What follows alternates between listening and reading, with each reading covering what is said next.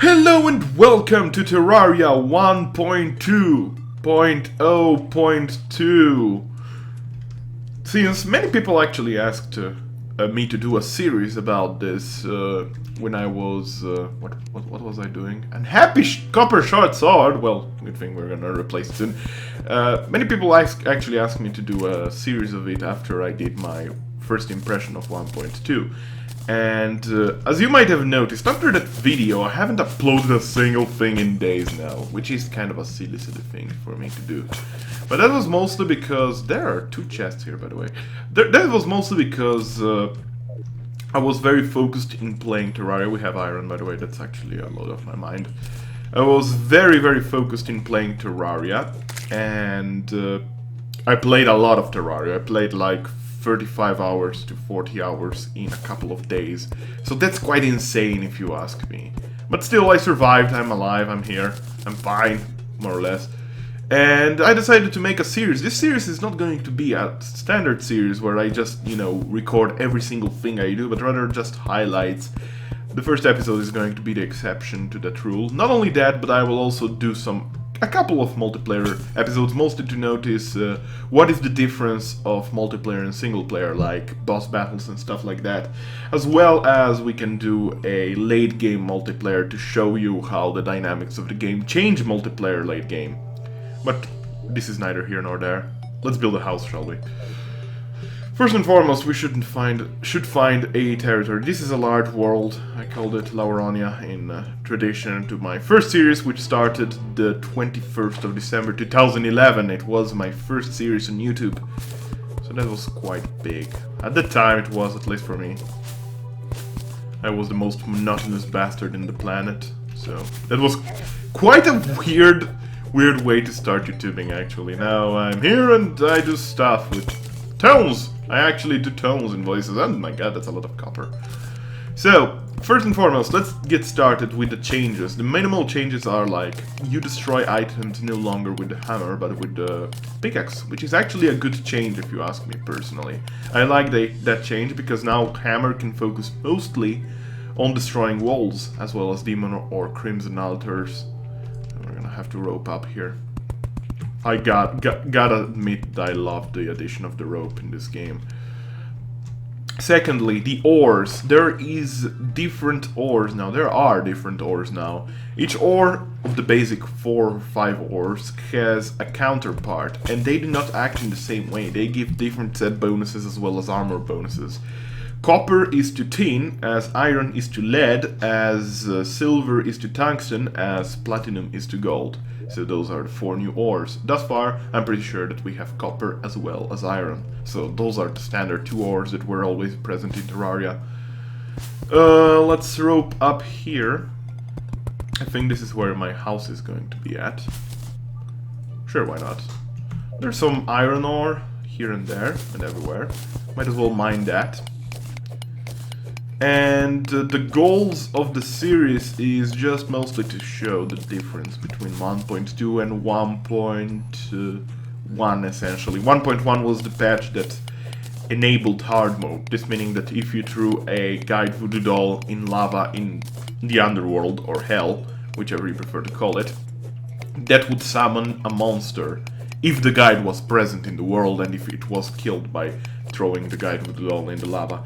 That monster was the Wall of Flesh, and the Wall of Flesh, after being defeated, would start a event. It would trigger an event which would then cause hard mode, which unleashes the spirits of dark and light, and you get a pawn hammer to destroy demon or crimson altars at this point.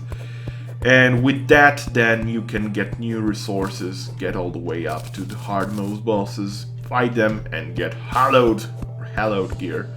Hallowed gear, I don't know the pronunciation, but at this point I'm actually noticing that this place is not too ideal for building a house because it's quite uneven, so I'm going to make my way a bit to the west, it's definitely west, this is the west.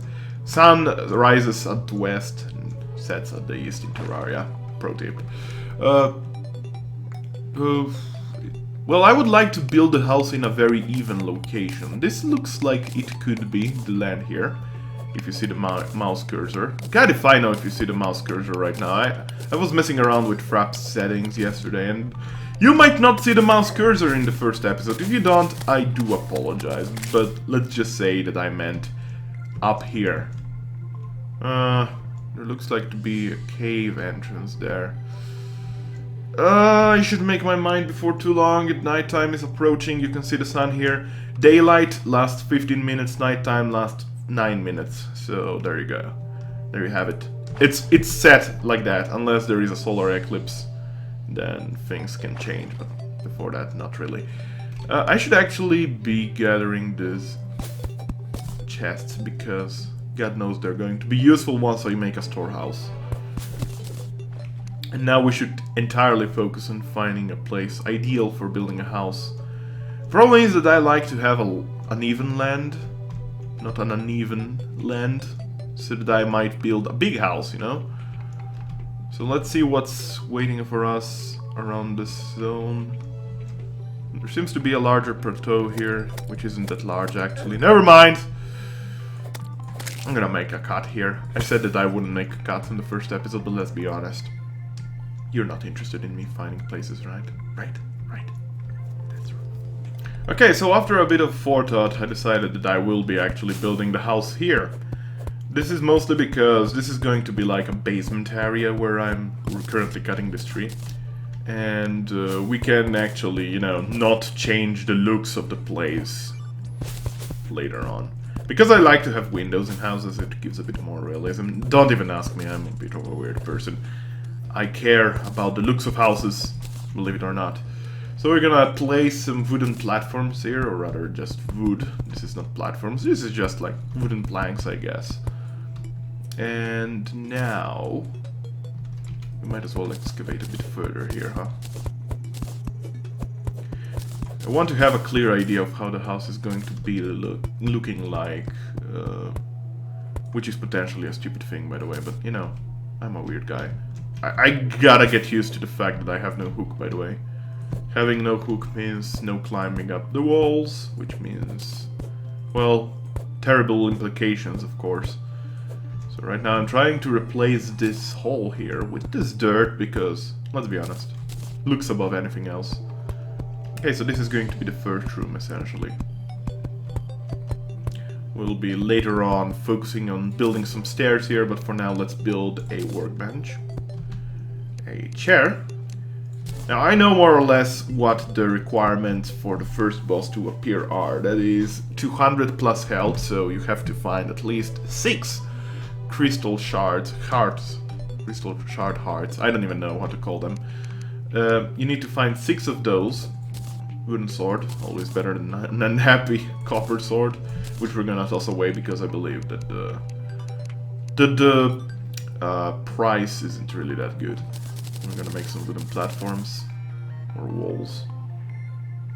And you know what, for some diversity, some dirt walls. Because let's be honest, dirt house is fine. It's actually, I don't think the NPCs mind if you place some dirt in your house. As long as you place it, you know. We're gonna place this wall. But yeah, essentially, for the first boss you have to have 6 crystal hearts. Not acquired, but used, so you have 220 health total. That must be at least 1 PC in the game, by the way. The addition of the fact that you can put torches on the walls instead of the sidings is really good. I really like that. So we can check right now. Housing. This housing is missing a door, of course. Doors is anything that can get you into that place. Wooden platforms actually count as doors, believe it or not. Even if you place them free vertically, that counts as a door. It's a door. It's adorable. Okay, I'm gonna kill these limes really fast, and we're gonna cut down this. Oh yeah, it's pickaxe. It's a pickaxe. Once it's used, it's a pickaxe. Make 3 platforms, and this should be okay for our guideman. Yeah, this housing is suitable. So we can put Scott, sorry. I wasn't reading quickly. But yeah, to finish up, you have to have 220 health for the Eye of Tulu to appear randomly one night. I believe it's 33% chance to randomly having him appear at night. as well as 4 NPCs. The old man of the dungeon counts as 1 NPC, so we at the start of the game have already 2 NPCs. Considering that you use 1 crystal, you get a nurse, and considering that with 50 silver, and I have almost 50 silver, you get a merchant. That is basically it. So we should be definitely ready once we have 220 health for fighting the Cthulhu. Unless, of course, I summon him first. Now what I'm going to try and do is... Well, this house is set. Might as well build another one up top. I might need a hammer. By the way, the campfire is very useful, believe it or not. Especially late game once you have a lot of health. If you're farming for something and it's a dangerous zone like hell, you might as well place a campfire and just stand there and wait for monsters to spawn. I'm mostly referring to red devils. Red devils have a very low chance of dropping a fire feather. And the fire feather allows you to build or craft... Whoa, I have to drink a potion there. Panic mode. I forgot that they can enter now this place. Essentially, fire feathers allow you to make flame wings, and flame wings look good! Sorry for the enthusiasm there. Now, we need some rocks, so what I suggest to do is go into the first cave formation that we can find. Trying not to die at zombies, that would be optimal, truth be told. Let's use the rope here to climb upwards. Demon eyes are going to be a constant pain in the ass early game, sadly. We cannot help that yet. But as long as we... Oh my god, that's a lot of... That's a big climb downwards. Oh, that's already cave level, so we are already on 0 meters height. So we are already in the shallow caves, if you want to call them that. Do I have some seeds? I do, so I can shoot the seeds here to destroy the cobweb and take it. Cobweb, very useful for building beds, might as well. Alright, let's take that. There is a bird statue, might as well take it. Sorry, it's a bat statue, never mind. Destroy that, get some things. Sorry if you don't see a lot, I do realize that it's quite dark, but this game is thought to be dark. There is sand, which is optimal. In my first world formation, or rather generation, in 1.2... Oh, it's become yellow. I had no sand whatsoever close to me, so it took quite a while before I could really do some glass. The fact that the sand is present here might be both a hindrance as well as a good thing. Hindrance mostly because we'll have to mine to get through it. But you can see here on the map, there's already something down here. Mostly water. Oh, the map is a big addition to 1.2, by the way. Previously you had to use tools like Terra. It's external tool which actually drew you the whole map without covering anything. Now you have at least a map, so what you uncovered remains uncovered. And you can hover over things like, see here, blink root. Torch. And you can do the same for minerals, and not only minerals but also ores, so that's really useful. I really like that. So we need about 20 stone, I believe, and we have already 20 stone, but we're gonna take a bit more because, let's be honest, we might need it. And we're going to make a furnace. I'm gonna make a cut here.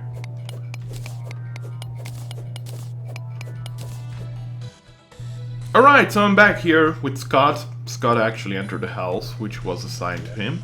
And I placed a block of wood here, so that zombies might not be able to enter anymore. Now we're gonna place a chest here, just in case we'll need to store some things. Now, another thing that needs to be mentioned is, if you go to crafting here... mana crystals only cost 5 fallen stars now, so that's actually much more convenient. I believe the developers tried to improve the experience of spellcasters early on in the game. You even start with 20 mana, so that's also a nice addition to the game.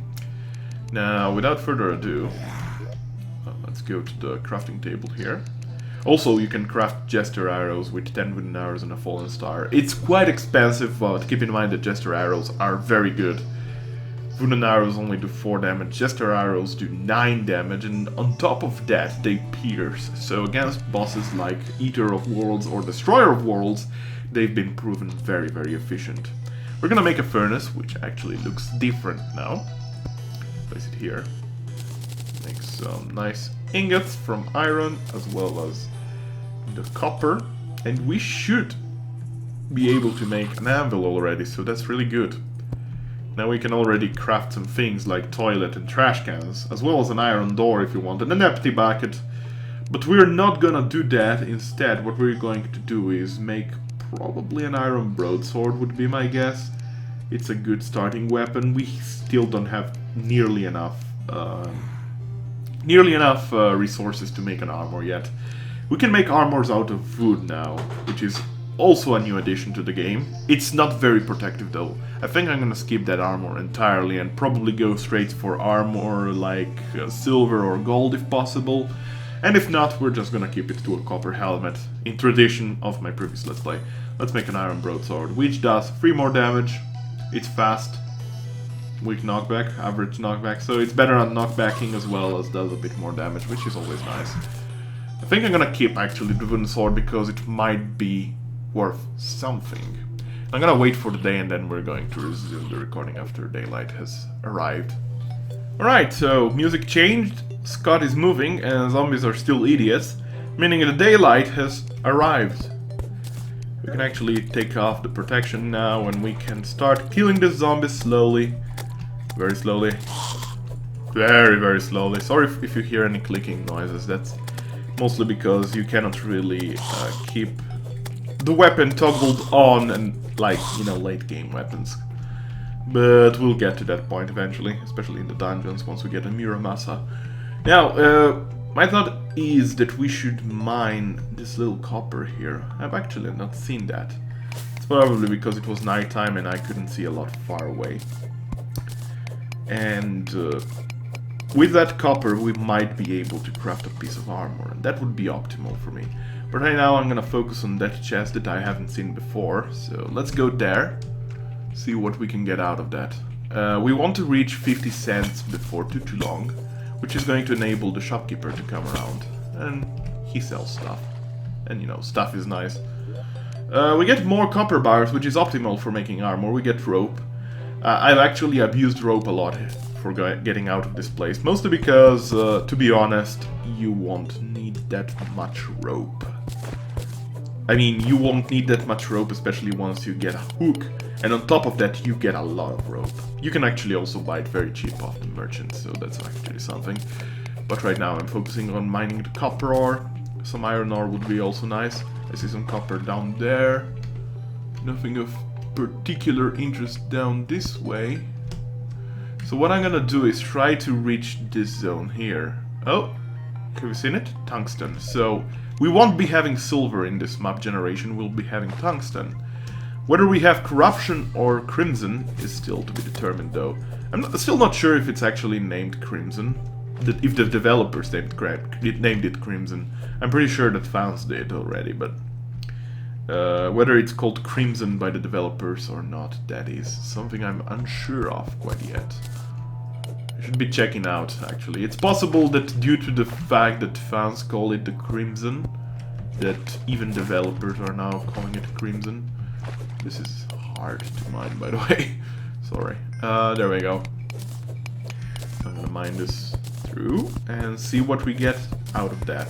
Some tungsten, surely, which is always nice. That is equivalent to the silver tier, if not better or worse. I'm not sure if it's better or worse. By itself, tungsten is more valuable in real life, but you know, this is fantasy, so let's keep it to that. It surely looks very cool, by the way. It looks really, really nice, the tungsten. It's very particular, and I don't feel like you can miss it that easily. That's a golden chest down there, by the way. I thought that I would skip a part here, but apparently I'm not, because there is a lot of things to explore. Actually, many people don't like the early game of Terraria for one or the other reason, but I feel like it's my favorite part, truth be told. We get shoe spikes, which actually allows us to slide down walls, which is very useful as an accessory early on. We get bombs, which means that the demolitionist, or the bomb seller, if you want to call it that, comes, and we already have more than 1 gold, because there has been a lot of silver in there. I could have grabbed all, but I wanted to be descriptive about things. I want to be informative for once. You know? That's a thing. Okie dokes. So we're up here. What I should actually keep in mind is to keep chests ordered. I don't want the chest in my home to be very disordered and not know what is where. I'll try to keep them ordered as much as possible. I already have 3 normal chests and 1 golden chest. And as well, I have a normal chest already placed in the house. We're gonna kill this slime, just in case. And I'm going to mine my way down here, because I see that there is quite a bit of cave. Be right back. So I made it down here. The reason why I just mined vertically is because sand actually is affected by gravity, and if I destroy a block of sand or any block that is keeping the sand from falling down, then, you know, silly things happen. So instead I decided to go this way. Keeping in mind that I can climb now easily thanks to my accessory here, the spike shoes, or shoe spikes, rather. We're gonna mine this iron. I won't be mining this iron because if you see... Ow, ow, ow, that's 2 red slimes, by the way. If you see that iron is sustaining the column of sand, I don't want it to fall down, so I'm gonna keep it there. It's a bit of a net worth loss, but it's not that dramatic. Now, what you might not have seen in the video is that there is some tungsten here. I've actually seen it just as I started re-talking, essentially. And not only that, but going through this lake allowed me to see that there is something here. A blink root, which is blinking, oddly enough, right? And this allows me to get into some other galleries, which is always nice. Also, a great addition to 1.2 worth mentioning is this. You don't need to jump if you are 1 block difference. So that's really a big addition to the game, if you ask me personally. I really like that. There's a way actually to climb even 2 blocks, as long as the upper block is a diagonal. You'll see it later on. You can actually change the shape of blocks through a hammer. Hammers change shape of blocks, so that's something. There's some water here, it's going to destroy our torches, but fear not, my friends! I can place torches up there. I'm gonna cut here a moment. Give me a second. Here we go, I found this place, also this small alcove here. It contained nothing but a pot. Now, it's worth mentioning that there is an arrow trap here, so we'll have to be extra careful. What is the best way to be extra careful, considering there is an arrow trap which is probably toggled there? Actually, I don't see it. Ah, there is the pressure plate. So we're quite safe to fall down here and take care of these slimes. I'm especially scared about the yellow slime because it has 45 health. So we need to be careful and slow here. Slow but steady, of course. We don't want to, you know, waste too much time. Using a potion early on is not a big deal because we're gonna have a lot of potions. So we destroy the 8-hour trap here, not the arrow trap. Arrow trap is a thing from Spelunky. And here is a brown pressure plate which held it. I don't have any torches, so I might as well craft some. Place them on my hotkey 0. Let's destroy this cobweb here and see to it that we explore this small cave here. Wait, maybe we can find something precious, like resources through tungsten or stuff like that. I don't know yet, we'll find out sooner or later. Whoops, there was some lag there. What is that? What is that? That is some amethysts. Now, one other addition of the game is that there was some iron ore, yes. That you can actually make hooks out of... Yeah, thanks a lot, Dalek. Get out of my face. He might be one of those guys that I'm gonna play with, not play as, of course. So I should be shutting up right now. But yeah, one of the additions as well of Terraria 1.2 is that you can actually make a hook with gems now. Gems can make hooks, and not only grappling hooks, of course, and not only hooks from skeletons as well as a chain or 2. So that's actually also a very useful addition. Where is my rope? There is my rope, okay. Let's place some rope.